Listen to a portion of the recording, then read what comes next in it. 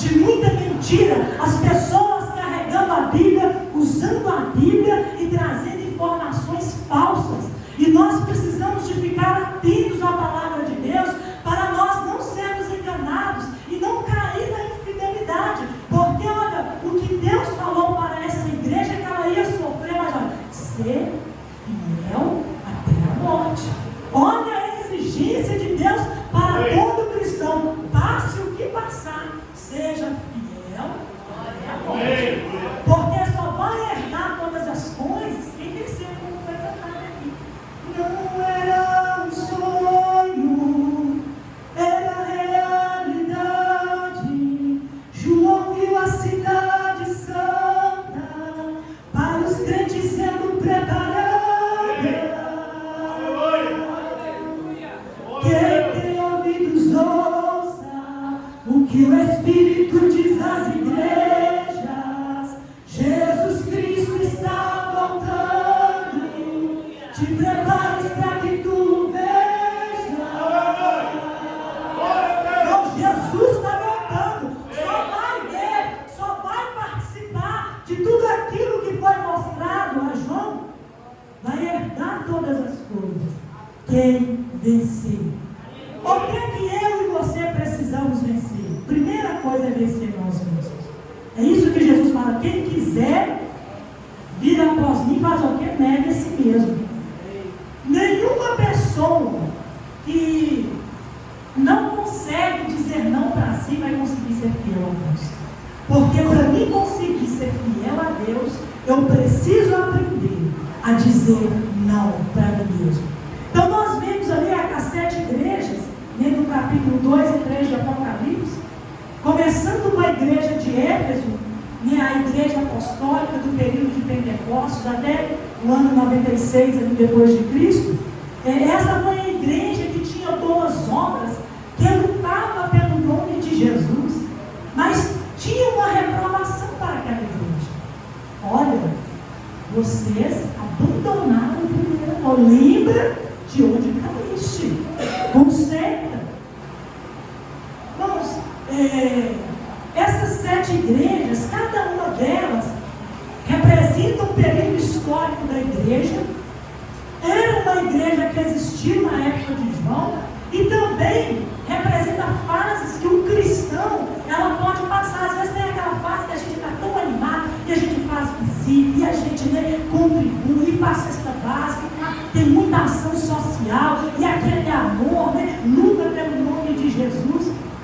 Mas daí a pouco vem aquele esfriamento espiritual, está cheio de obras, mas espiritualmente já vai sofrendo uma decadência. Então nós devemos tomar cuidado, porque a igreja de Éfeso, a igreja da era apostólica, ela se enquadrou nisso aí, de boas obras, de lutar pelo nome, mas terminou afastando, abandonando aquele primeiro amor. Aí nós vimos aqui a igreja de Esmina, que foi a igreja que não teve nenhuma reprovação. Depois nós vemos a igreja de Pérgamo, que é a igreja imperial. Ela corresponde ao período histórico 316 depois de Cristo a 500 depois de Cristo. Aquela igreja do casamento da igreja com o mundo, a igreja de Pérgamo. E aí, quando a igreja ela casa com o mundo, o que acontece? As falsas doutrinas, os falsos ensinamentos, a permissividade, a libertinagem, a sensualidade, a imoralidade, ela começa a entrar no meio do povo de Deus. Então, quando a igreja que era perseguida, agora ela assume uma aliança com o Império Romano, ela passa a ser agora uma igreja aplaudida pela política da época, deixa de ser perseguida, ela perde agora aquela espiritualidade. Lembra que eu falei que o sofrimento não mata ninguém, só aperfeiçoa? Aquela igreja que era perseguida, mas estava aperfeiçoada, agora ela deixa de ser perseguida, ela consegue regalias, consegue conforto, mas ela perde espiritualidade. E nós devemos tomar cuidado, porque às vezes na nossa trajetória cristã sobre este mundo aqui, às vezes tem aqueles momentos de dificuldade que a gente está com muita fé, mas depois Deus resolve os problemas, entra com providência, a bonança vem, a felicidade, né? Muita prosperidade, e o conforto começa a tirar de nós, né, aquela espiritualidade, e nós começamos a ficar sossegados demais. E aí coisas estranhas começam a entrar no nosso coração. Então, para a igreja de Pérgamo, né, o Senhor ele repreendeu aqueles que tinham ali a doutrina de Balaão, né, e a doutrina dos Nicolaítas. Então, nós devemos tomar cuidado. Depois tem a igreja de Tiatira, que foi a igreja de período histórico do ano 500 a 1500 depois de Cristo. É a igreja do sacrifício contínuo, mas não do sacrifício de si mesmo, né? Esse sacrifício contínuo era aquele sacrifício que não agradava ao Senhor, né? É a época das trevas, onde havia ali Jezabel, o ensino de Jezabel dentro da igreja, a idolatria, a imoralidade, onde o catolicismo romano ele introduziu neopaganismo, ele introduziu idolatria e os ensinos pagãos no meio do cristianismo. Aí veio indulgência, e veio um monte de coisas, purgatório, veio adoração a imagens. Então veja bem, quando a gente fala de Jezabel, às vezes a gente só lembra das culturas, das joias, da vaidade. Sim, tem essa parte, mas irmãos, é impressionante.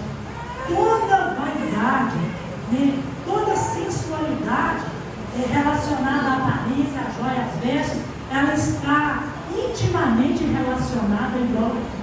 É por isso que a gente deve tomar muito cuidado de não deixar que essas coisas entrem no nosso coração. Filhas de Sião, vamos tomar cuidado para não deixar que o espírito de Jezabel, aquela mulher que era submissa ao seu esposo, ela era que dava as ordens para a casa, cometia injustiça, perseguia a palavra de Deus. Nós não podemos deixar que esses comportamentos típicos do espírito de Jezabel tenham lugar na nossa vida. Tenham lugar, irmãos, olha, incrível que o mundo ele tem trabalhado de uma forma tão sutil que a preocupação agora, pastor, não é só fazer nada. Que a vaidade, a sensualidade, ela está vindo com toda a força para o lado masculino. Antes eram só as mulheres que maquiavam. Hoje os homens estão fazendo isso. Hoje as roupas coladas estão no corpo dos homens também. Então a sensualidade, esse espírito de Jezabel, que atua no mundo, de pouco a pouco está tentando infiltrar no meio da igreja. E isso deve ser combatido. Aí nós vemos depois a igreja de Sardes, que é a igreja da reforma, aquela igreja ali de 1500 em diante até os tempos modernos, que é aquela igreja que percebeu que tinha que mudar. Martinho Lutero começou ali com suas 99 teses, que não tinha nada de purgatório, que não tinha que dar indulgências. Ele começou a ver, e aquela igreja que tentou trazer alguma mudança, mas os laços, as raízes, ainda estavam no paganismo. Então começou-se um movimento de mudança, mas esse movimento ele foi só superficial, ele não foi de raiz. Para esta igreja, a mensagem do Senhor foi que ela tinha nome de viva, mas que ela ainda estava morta. Então nós devemos tomar cuidado, não deixar que esse espírito de uma vida superficial ela venha tomar conta de nós. Nós precisamos de ser cristãos, de sermos adoradores em espírito e em verdade. Sabe por quê? Porque Deus se importa. Tem muita gente assim, Deus não importa. Quem que falou isso? Jesus, não é isso? João 4, 23, Deus está à procura dos verdadeiros adoradores, daqueles que adoram em espírito e em verdade. Ou seja, Deus importa. O verso 24 fala, Deus é espírito. o adorem em espírito e verdade. Então Deus está importando com isso, irmãos. Deus está procurando. Se Deus está procurando, é porque Ele não está achando. A gente procura uma coisa que está diante dos nossos olhos. A gente procura algo porque está difícil de encontrar. Então, olha, como que Deus está olhando para nós? Ser fiel até a morte. Aí nós vimos nessa igreja da Reforma, nós vimos descontando também a igreja de Filadélfia, que é aquela igreja do amor fraternal. É uma igreja do reavivamento, aquela igreja que volta às raízes. Agora, o movimento, ele não foi apenas superficial, como a de Sardes. Agora, a mudança, ela começa a ir para as raízes. E aí nós vimos, um movimento apostólico, como o movimento da Rua Azusa, que deu origem ao movimento missista no mundo. Então, irmãos, olha, a esta igreja, o Senhor Jesus fala que há uma porta aberta para ela, e ninguém pode fechar. Mas também há uma advertência, que no meio dessa igreja de amor fraternal, de comunhão, há também os que são sinagoga de Satanás. Nós vamos ser tribo, não vamos ser joio, vamos ser templo do Espírito Santo, vamos ser verdadeiros adoradores. E aí, ao lado de Laodiceia, já no finalzinho da era da igreja, nós vimos caminhando ao lado de Filadélfia a igreja de Laodiceia. A igreja de Laodiceia é aquela igreja que é governada pelo povo. Irmãos, uma coisa que todo cristão precisa entender: a igreja, ela é o projeto de Deus e ela é governada por Deus. Lembra que quando o Senhor deu ordem a Moisés para construir o tabernáculo, para que ele pudesse habitar no meio do povo de Israel? Qual que foi a ordem que Deus ele deu para Moisés, depois de ter mostrado tudo para Moisés? Faça tudo conforme eu te mostrei. Deus não deu nenhuma liberdade, nenhuma permissão para Moisés alterar nada no seu projeto. Do mesmo jeito, a igreja ela é o projeto de Deus. Uma coisa que todo cristão tem que entender, que quem governa a igreja é Deus. Deus estabeleceu alguns para os profetas, outros evangelistas, outros pastores, outros doutores, mas tudo isso é para o aperfeiçoamento dos santos. Mas a ordem e a lei, ela vem de Deus, e ninguém tem o poder, ninguém tem a permissão de Deus para alterar nada do projeto de Deus para a sua igreja. E a igreja de Laodiceia é aquela igreja que não era Deus que está governando, é o povo. É o povo que dá sugestão. Não, eu não gosto disso não vou fazer desse jeito não. Eu acho que não precisa disso não. Eu não concordo com isso não. Nós vamos mudar isso aqui. Governo do povo, igreja de Laodiceia, igreja dos últimos dias. Agora, e é uma igreja que ela se acha rica, é uma igreja expressiva, é uma igreja de muito recurso e de influência. E quando a gente compara ela com a igreja de Filadélfia, ali estamos vivendo o mesmo período histórico, é o tempo do fim, a gente vê que a mensagem para a igreja de Filadélfia é que ela era uma igreja de pouca força. Ou seja, era uma igreja que não tinha muita expressão, não tinha muito recurso, não tinha condição de fazer muita coisa, mas era uma igreja que tinha guardado a palavra e o nome do Senhor. Guarde a palavra, guarde o ensinamento bíblico. Não deixa nada roubar o ensino bíblico do seu coração. Não deixa as mentiras das redes sociais, da internet, os falsos ensinamentos por aí, deteriorar a sua espiritualidade e matar as raízes bíblicas que há no seu espírito, que há no seu coração. Mas seja fiel até o fim. Aleluia. Esse é tipo de apostasia, e mais do que nunca Deus está procurando pessoas fiéis. Irmãos, a trajetória da igreja lembra muito escondido ali, animado por causa dos milagres, aí depara com o mar vermelho, já começa a duvidar, Deus faz um milagre, e o povo canta lá do outro lado que só o Senhor é Deus. Mas passou mais alguns dias, veio a sede, veio a fome, o pessoal já começou a reclamar, e o pessoal queria voltar para o Egito de novo. Irmãos, a aflição, as dificuldades desta vida nunca podem fazer nós querer voltar para trás. Nós não podemos deixar isso não, porque nós vamos enfrentar dificuldades mesmo nesta caminhada, mas nós precisamos perseverar, nós precisamos ser fiel até o fim. A Bíblia fala no livro de Isaías, capítulo 30, e as horas passam muito rápido, verso 9 e 10, a palavra de Deus, ela fala a respeito do povo de Israel. Olha, este povo é um povo rebelde, são filhos que não querem ouvir a lei do Senhor. Eles ordenam aos videntes, não veja, ordena aos profetas, não profetiza justiça para nós, não profetiza para nós o que é certo fazer, que nós não queremos, não. Profetiza para nós aquilo que é agradável para a vida, profetiza para nós ilusões. Irmãos, e quantos estão à procura disso, de ilusão?